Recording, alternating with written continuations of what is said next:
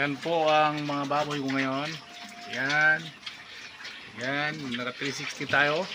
Insta 360. Kahit cellphone lang ginamit. Yan no. Insta 360. Yan. Yan. Yan no. Yan. Kita nyo naman. Ha? Kita nyo naman yan. Puti talaga sila.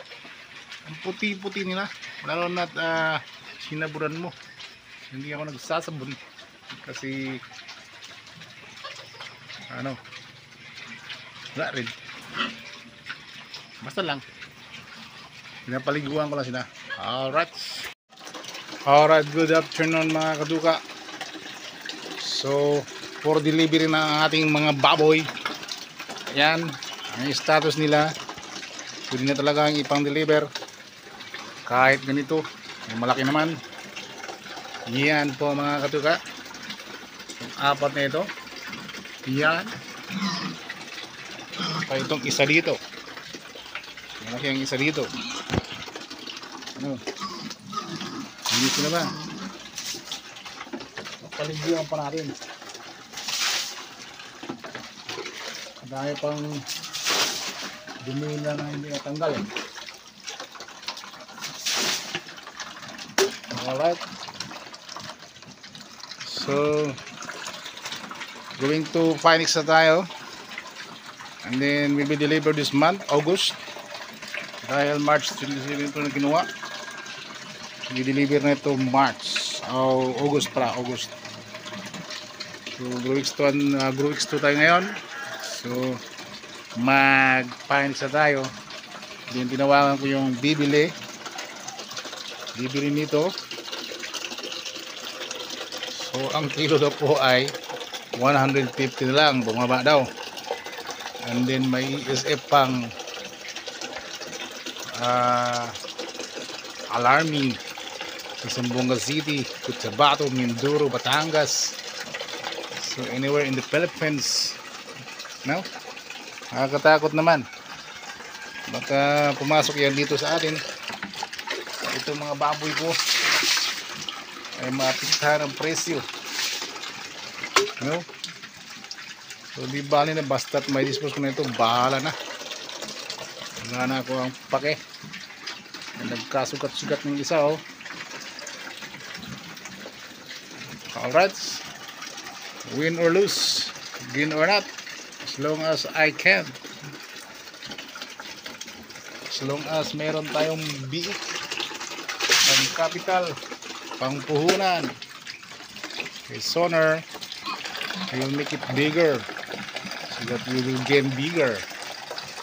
Okay, so ito po ang status ng ating mga baboy. Naka-arrange na kayo, ha. Tingnan nyo naman. So medyo may kalakihan rin, abot ng 70, 80, ganyan. Ito kaya itong 90, yung dalawa, yan 80, 70, ito 50 o 60 kaya, ito 70 o 60 kaya, ito malaki-laki, abot kay 100, swerte na rin, no? Kung 100 kilos, at least makabawi ng lang. So huwag kayong magpatuloy, kahit backyard lang ito at patin lang ginagawa ko, at least tumigilan ka buhayan. Ito ako nagsalita dahil busy ako ngayon. Ayan, busy talaga sa pag sahod ng tubig. Ayan, o. Kita mo naman itong apat na ito. So wala siyang kompetensya. Ito nagsisikipan na yung anin, nag-aawayan na. Yun, kailangan ko malaki-laki na bulungan. Gagawa ko ng 4x5 kasi 10 isang kulungan. Pag ganito kalaki o mas malaki pa dito, so hindi ko sukat akalain na lumalaki pala sila, oh. So nakikita ko na lumiliwanag ang mukha ko dahil may ginasa mo wala dahil mura. So ang buhay ay swerte-swerte lang sa pag-aalaga. At least malalaman mo kung ano ang cycle ng mga presyuhan. So sa panahon na ganito, June, July, August, mababa ang presyo kasi tag-ulan, kaya marami ang baboy. Ganun. So, alright, yan lang po ang update ko sa aking baboy. Huwag niyong kalimutan mag-like at subscribe sa aking YouTube channel. Pa-freeze na rin ang notification bell para update kayo sa aking panibagong vlog. So kakarides ko lang sa Western Mindanao Endurance Challenge at nakita nyo naman ang mga vlog ko na medyo may halong motor kasi for stress reliever lang po yun. Stress reliever. Ito stress reliever dito. Pag na-stress ka dito, nalugi ka, stress na rin yun. So huwag nyo alahanin yun dahil marami pa namang pagkakataon sa buhay habang buhay tayo may pag-asa. Alright, that's all and goodbye.